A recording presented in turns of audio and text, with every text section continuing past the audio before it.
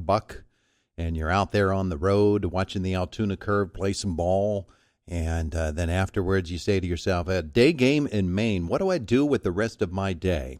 I would guess that being in Maine is a very, very nice place to be if you're looking for something to do out of doors. I don't know. We'll ask the guy who does know, because he did it yesterday, Jon Mozes from the Altoona Curve, in our visit presented by Marcus and Mack, voted best law firm, best personal injury lawyer 3 years in a row, and the best of Indiana County contests. Visit them online at marcusandmack.com. So what do you do after a game yesterday? Unfortunately, the Curve lost, but I would guess that the scenery in Maine is so spectacular that you didn't mind all that much having that good time for the rest of the day, huh?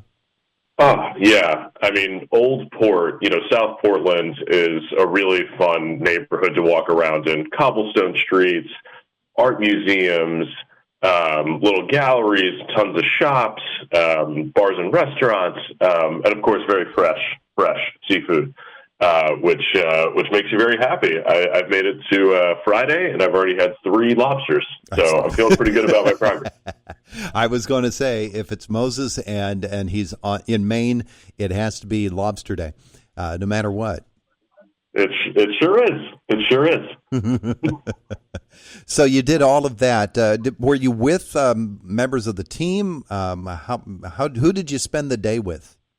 Oh, I spent time with my girlfriend. She made the trip up here for this week as well. She's from New England originally, so it works out really nicely. She has friends that came to the game yesterday with their twin daughters. It's twin sisters who have both had twin daughters, so we all went for food briefly after the game before the kids ran out of gas at 4 o'clock in the afternoon. But no, it's really nice. I mean, and the beauty of Portland is that, it's a little bit of a small town. You tend to run into friends, other teammates, coaches or support staff, because there's several good restaurants to eat downtown, but, they're sort of all concentrated in the same half-mile radius. So you just run into guys on the street. It's kind of fun. Yeah. Hey, let's talk a little ball with the Altoona Curve.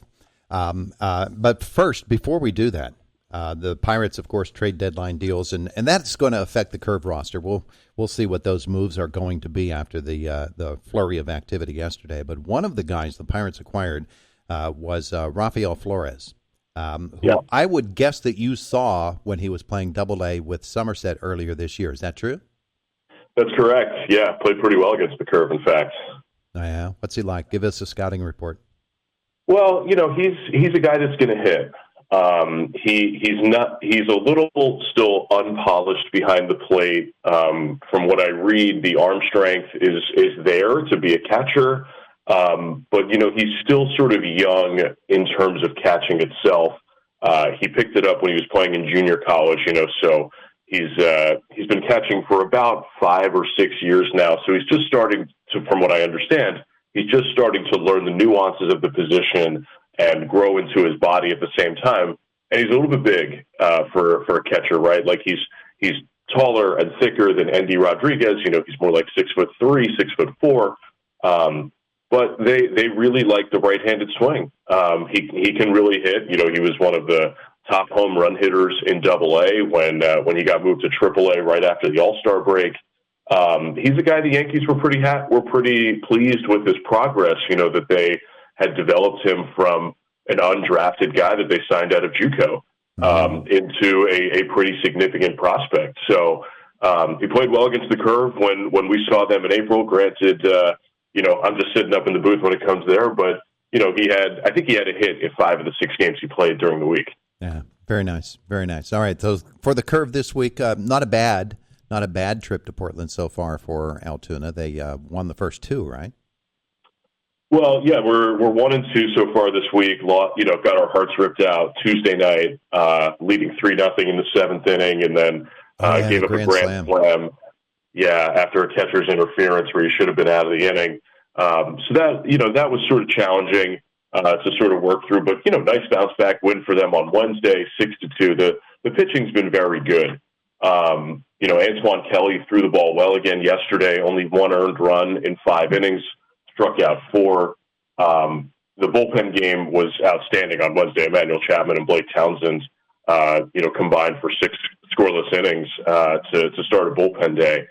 So, yeah, it's going to come down to pitching. And I'll tell you, partner, I feel pretty good about the curve chances for the later in the week. You're talking about the trade deadline. Mm-hmm. The Red Sox traded away two guys hitting in the middle of the order for Portland. Zach Earhart and James Tibbs went in the same deal for Dusty May for the Red Sox.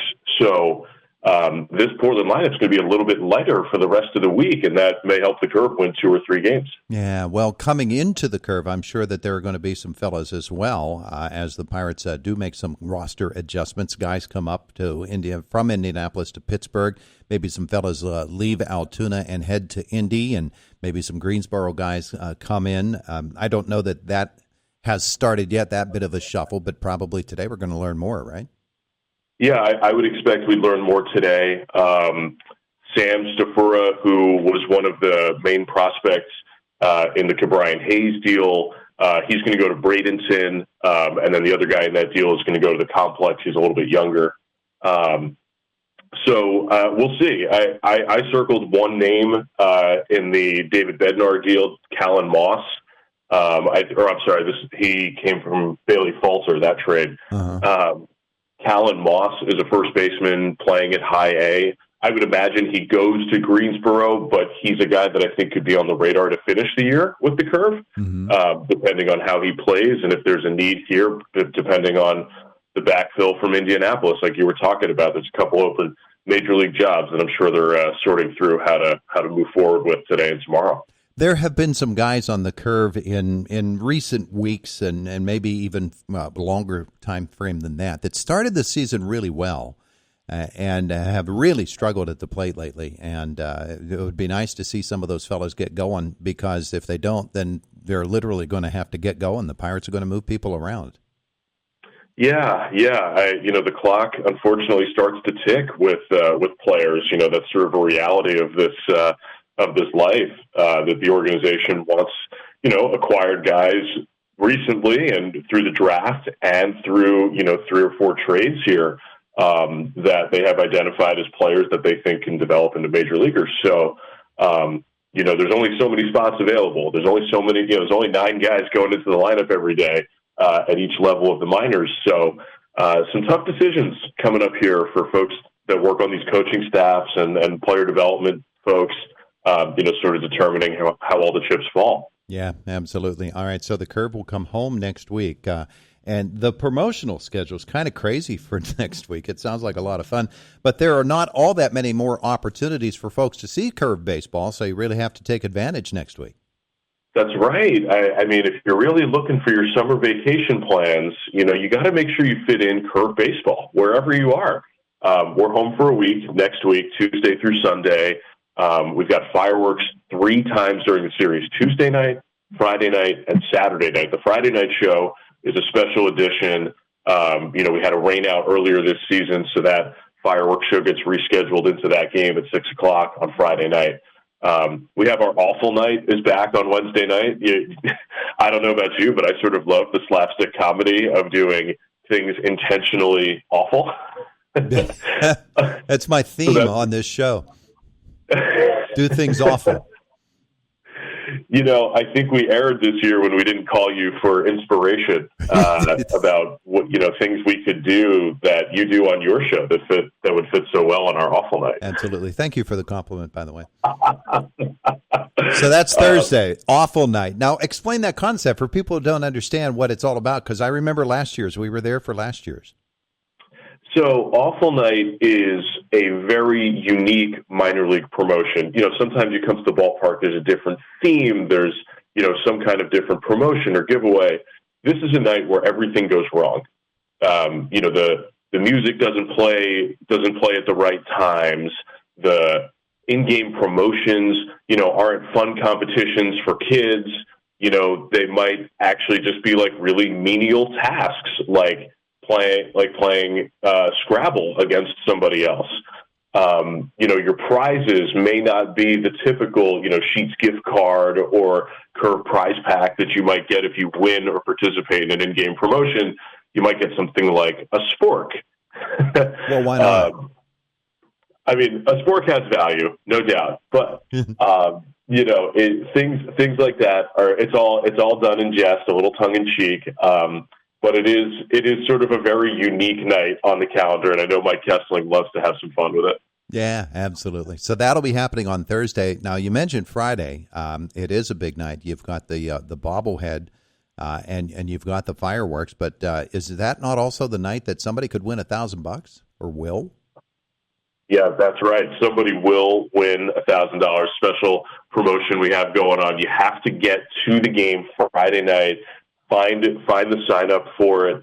It's going to be pretty cool. I mean, look, not every night you come to the ballpark, you have a chance to walk out a richer man than you were, or a richer woman than you were earlier in the day. Mm-hmm. So that's a great reason to come out on Friday. Curve baseball is going to be a lot of fun. We've got 3 weeks worth of baseball left at home, 18 games left of curve baseball. So hop on your smartphone, hop on your computer, check the dates, make sure you have 1 or 2 saved in your calendar so you can hang out in Curve PA. Yeah, very nice. Very nice. All right, so for this weekend, of course, remaining in Portland, what's the pitching matchup tonight? Who do the Curve send?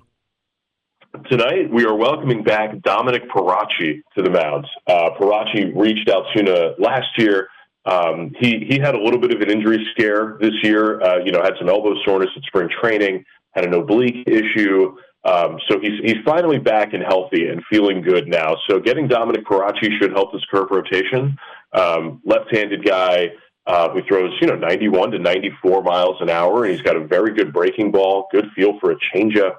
I'm a little interested to see what he looks like this year because Curve have a chance to make the playoffs. I mean, we're talking about how there's only so many home games left for Altoona. Mm-hmm. They're still in first place in the Southwest Division here in the second half, despite really struggling on offense. And it's because the pitching gives them a chance to win every night. And I think Parachi will give the Curve a good outing this evening. All right. Sounds like a good plan. We'll watch them this weekend, and then we'll be there for next week. You said, on vacation, make your vacation plans. I actually am on vacation next week, and I will be there for at least one Curve game. So we'll see you then. Perfect. We'll look forward to seeing you, partner. Thanks for the visit this morning. It'll be a perfectly awful time. Thanks, John.